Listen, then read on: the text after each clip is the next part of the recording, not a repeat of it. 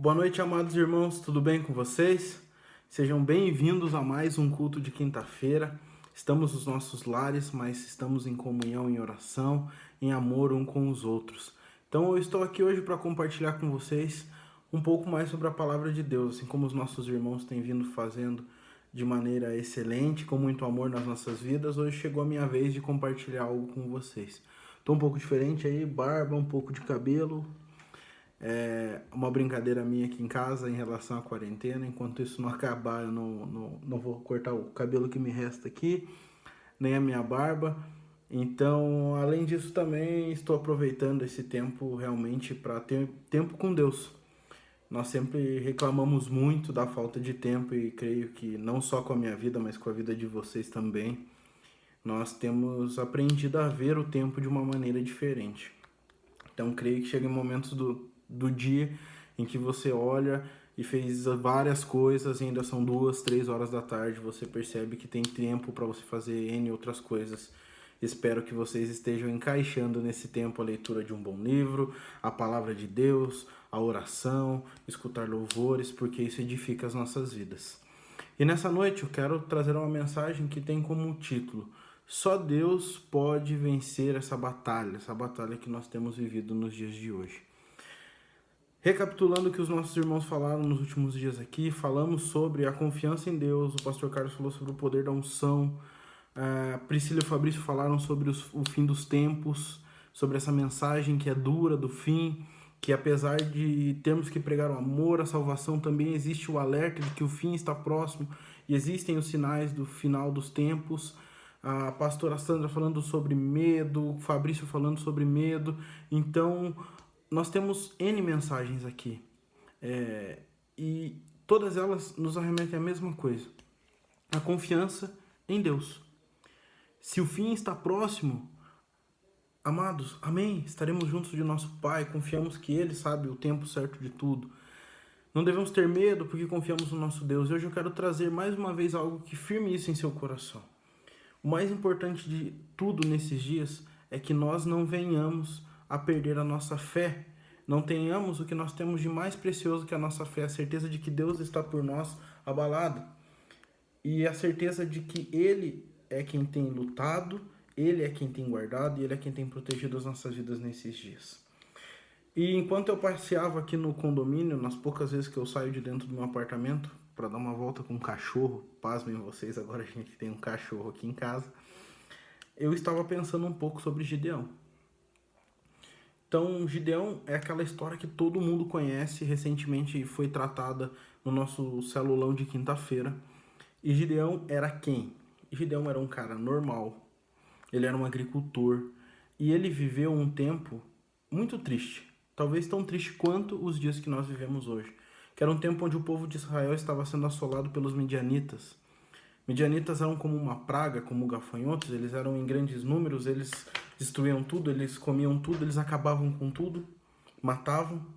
E Gideão estava ali vivendo esse tempo, enclausurado na sua casa, o pouco que ele conseguia colher sem que eles roubassem, ele foi e colocou dentro de um lagar, que nem é um lugar de se trabalhar com trigo, é um lugar onde se espremem uvas, azeitonas, e ele trabalhava ali porque ele tinha pensado nessa solução para que ele não perdesse todo o seu trigo e sua família não viesse a passar fome.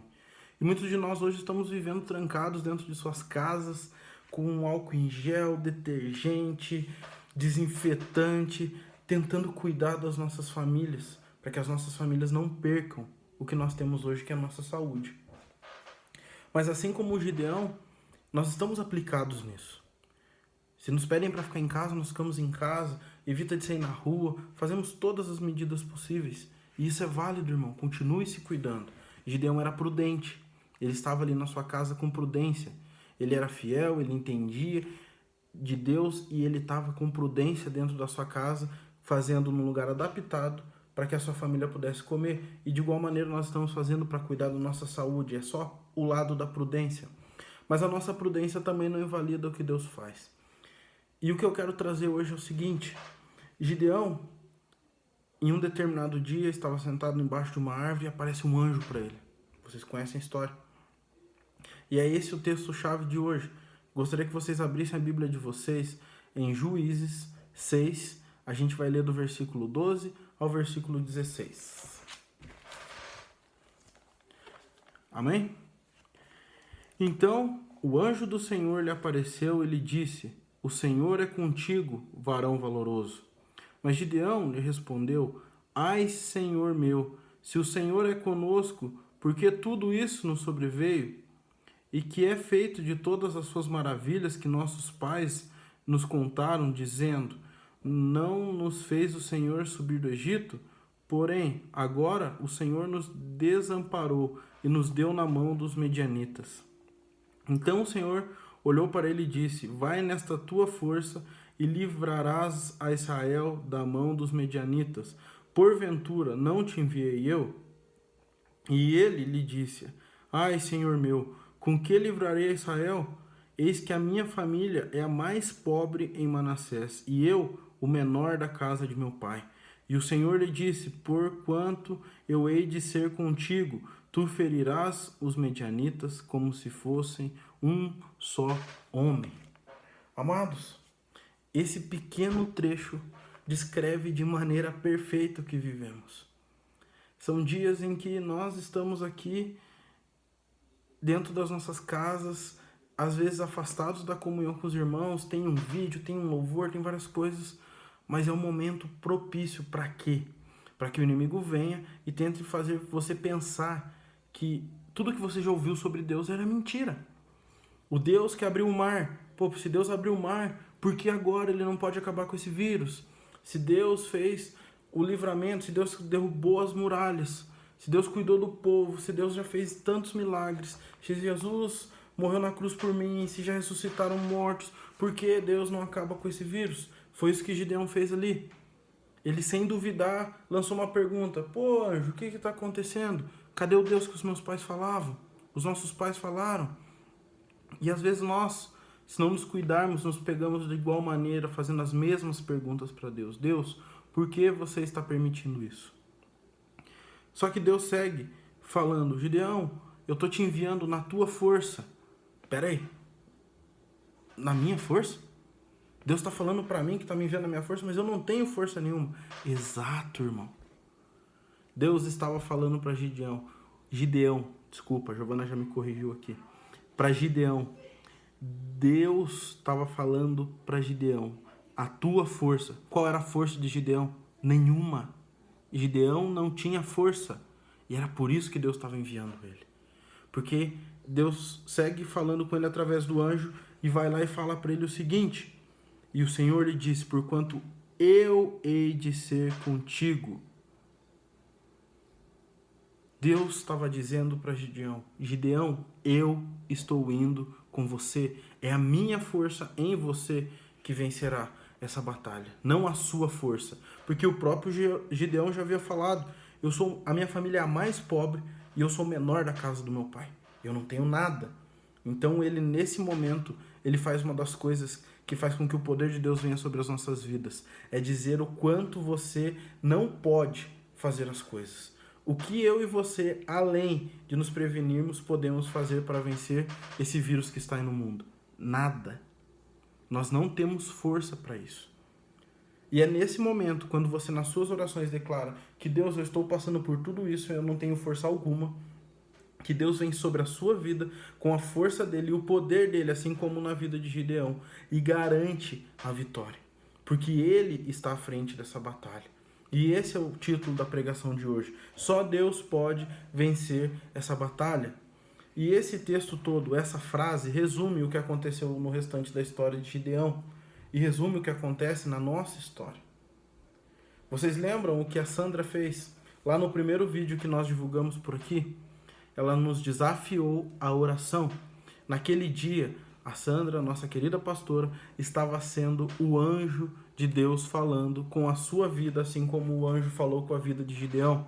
Falando para você: filho, ei, você que está aí do outro lado dessa tela, eu estou te desafiando a vir para uma batalha, a ganhar uma batalha, não na sua força. O que eu preciso de você é da sua oração, é da sua súplica, é da sua estudo da palavra, é da declaração, da profecia que sai dos seus lábios, é profetizar a palavra de Deus sobre essa nação, sobre essa terra, sobre as nossas vidas. Eu preciso de você na guerra. porque eu já venci essa guerra. Mas eu preciso de você, filho. Então Deus, ele pode mover tudo sozinho. Mas ele conta com homens e mulheres como eu e você para batalharmos nessa guerra, como soldados, como guerreiros. Então é isso. Deus está te chamando, irmão, para oração. Deus está te chamando para intercessão, para o estudo da palavra de Deus. Sabe por quê? Porque assim como a Priscila e o Fabrício falaram, é o começo do fim, vamos assim dizer. O fim está próximo. Deus está anunciando esse fim. A palavra está se cumprindo. E o que você vai fazer, irmão? Vou esperar deitado a salvação que eu já tenho? Não.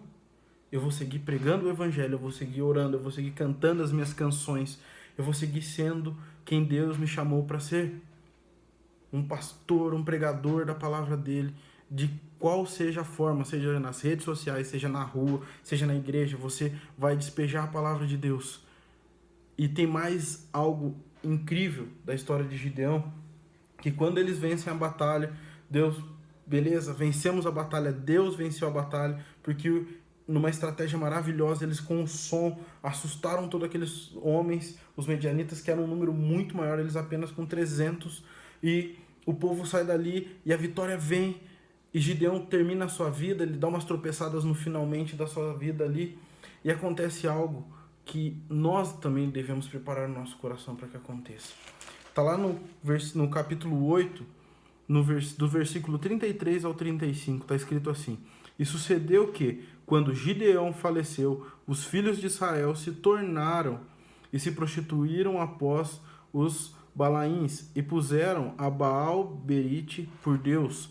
E os filhos de Israel se não lembraram do Senhor, seu Deus, que os livrara da mão de todos os inimigos em redor, nem usaram de beneficência com a casa de Jerubbaal, a saber, de Gideão, conforme todo o bem que ele usara com Israel. Sabe, irmãos, nesses dias nós vamos orar, nós vamos pregar o evangelho, vidas virão até nós, porque verão em nós talvez a única esperança nesse momento, que é Deus. E você deve ser um espelho dessa única esperança que é Deus. Você deve ser alguém que resplandece essa única esperança que é Deus. As vidas virão até nós, só que quando tudo isso passar, pode ser que as pessoas façam, e infelizmente vão fazer, igual o povo fez aqui. E os filhos de Israel se não lembraram, se esqueceram do Senhor, seu Deus, que os livrara da mão de todos os seus inimigos em redor. Deus vai nos livrar, sim, desse vírus. Deus vai vencer mais essa batalha, sim, ele já venceu. Só que nem todos aqueles que nesses dias têm buscado, que têm falado de Deus, que querem a Deus, que se beneficiarão dessa vitória, no final disso darão honra a Ele, glória a Ele, e dirão: Deus venceu. Então, meu irmão, a mensagem que eu quero deixar para você é a seguinte: Deus está te chamando para essa batalha de oração, de intercessão. Não desista, não olhe para trás. Por menor que você seja, Deus conta com você e com a sua oração. Não porque Ele precisa do seu poder, porque nós não temos poder algum. É porque é o nosso chamado, é o nosso dever. Mas também não busque, depois disso, querer que as pessoas venham em peso para dentro das igrejas reconhecendo o que Deus fez. Porque, infelizmente, o homem hoje não é grato e não foi grato lá atrás. Então, o nosso dever é não parar. Nós não podemos parar, porque a vitória é do Senhor e é Deus que tem nos chamado. É por Ele que nós caminhamos. Não é por resultados, não é por likes em vídeos, não é por seguidores. É pelo chamado de Deus para as nossas vidas. Amém? Então, responda esse chamado, seja como Gideão. Reconheça a sua humildade, mas siga o chamado de Deus para a sua vida, para que Deus faça grandes coisas através da nossa pequenez e da nossa humildade aqui dentro da nossa casa. A sua oração tem muito poder diante de Deus. Amém? Gostaria de orar para encerrar, quero orar pela sua casa. Peço que nesse momento você feche os seus olhos, estenda as suas mãos, porque eu quero orar pela sua vida. Amém? Pai, nesse momento, Pai, me coloco aqui, Deus, como seu ministro, Pai, como servo, Deus, da tua casa, Pai. E nesse momento declaro, Pai, sobre cada uma das famílias, Deus, da Missão Glorificar, Deus, o teu cuidado, Pai. Que você esteja passando, Pai, com a tua mão, Deus, que você esteja passando, Deus, com a tua unção sobre esses lares, Pai. Que haja, Pai, sobre, Pai, os umbrais das portas dos teus filhos, Deus, o sangue do Cordeiro, Pai, que livra da morte, Deus. Que o seu, Pai, a sua armadura esteja do alto da cabeça, Deus, à planta dos pés, Deus. Que os seus anjos estejam ao redor da casa dos teus filhos, guerreando por eles, Pai. Aqueles que também ainda estão trabalhando, Pai, que de igual maneira, Pai, você esteja guardando a saúde dos teus filhos, Deus, a integridade deles, Pai, para que eles não sejam atingidos, Deus, por essa praga que está lá fora no mundo, porque a tua palavra nos garante, Deus, que praga alguma se chegaria à nossa tenda, Pai. Peço também, Deus, que você esteja entrando com provisão, Pai, na vida financeira, Deus, e na vida profissional dos teus filhos, Deus. Sabemos, Deus, do impacto dessa doença, Deus, mas nós cremos, Deus, que você tem aberto as portas de emprego e é só você que pode fechar, que é você que tem sustentado as nossas vidas e tem provido dentro dos nossos lares, Pai. Eu entrego a vida, Pai, dos irmãos da Missão Glorificai, Pai, todos aqueles, Pai, que estão junto conosco, Pai. Oramos também, Deus, pelo mundo, Pai, pelo nosso país, Deus, pela nossa cidade, Deus. Intercedemos, Deus, para que você esteja olhando, Pai, pelos teus filhos, Deus, nos 4 cantos dessa terra, para que os seus filhos sejam, Pai, protegidos, Pai, curados, sarados, Pai, e que possamos em breve, Deus, testemunhar, Pai, do que você está fazendo em nossas vidas, Pai. Só podemos te agradecer, Pai. Amém. Amém, irmãos? Fiquem com Deus. Um grande beijo no coração de vocês e espero que em breve possamos estar juntos na casa do Senhor. Amém? Tchau, tchau.